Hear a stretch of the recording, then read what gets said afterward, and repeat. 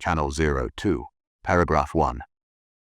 In the final days of March 2022, strange activity rippled across Russia's skies. Two aircraft belonging to the Rossiya Special Flight Detachment planes that usually shuttle high-ranking officials between Moscow, St. Petersburg, and Sochi suddenly altered their routes. One flew toward Yekaterinburg, then twice to Ufa.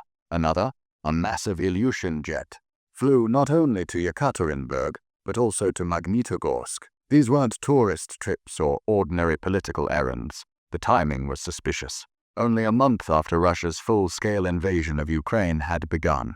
At first, the Kremlin may have believed Kyiv would fall within a week. But these strange flights suggested otherwise. Something had shifted. A war that was supposed to be quick had revealed itself as a long, grinding struggle. And perhaps in those very moments, Russia's leadership began preparing for a future where survival, not victory, would be their most important mission.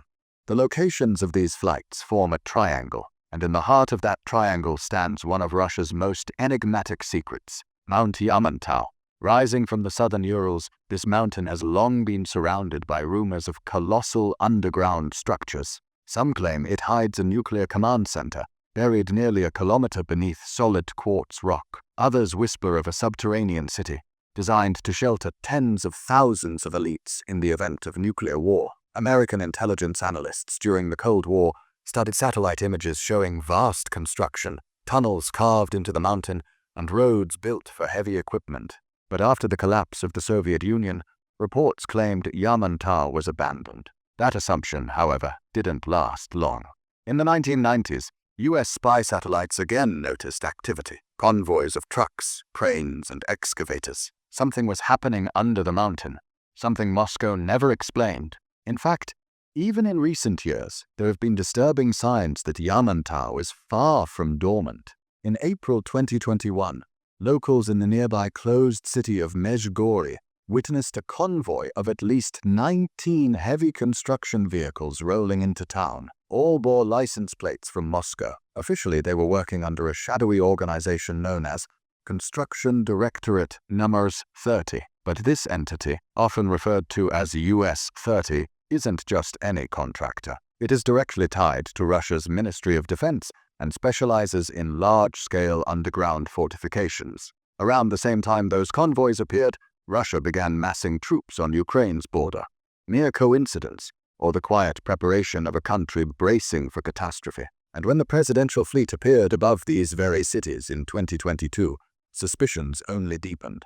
Why would Putin's inner circle suddenly focus attention on the shadow of Yamantau unless it still held a role in Russia's survival plan? Yamantau isn't the only mystery. In 2021, an entirely different investigation revealed secret tunnels beneath a lavish Black Sea palace tied to Vladimir Putin. Beneath marble halls and golden interiors were freight elevators, reinforced shafts, and ventilation systems that looked less like luxury features and more like emergent survival infrastructure. The same construction directorate, number 30, linked to Yamantau, was responsible for building parts of it. That connection is chilling. It suggests a unified program, directed not just at one palace or one mountain, but at an entire network of hardened refugees for Russia's leadership. And at the top of this program sits Alexander Linets, a former FSB officer, handpicked by Putin to oversee the main directorate of special programs. His mandate: build, protect, and conceal the structures that might ensure Russia's elite could command from the shadows, even in the midst of nuclear war. Moscow itself is riddled with legends of hidden bunkers. The city's sprawling metro system, already deep underground, was designed with dual purpose: public transport in peace, protection in war. Certain stations contain hidden doors, stairways, and shafts leading to areas civilians were never meant to see.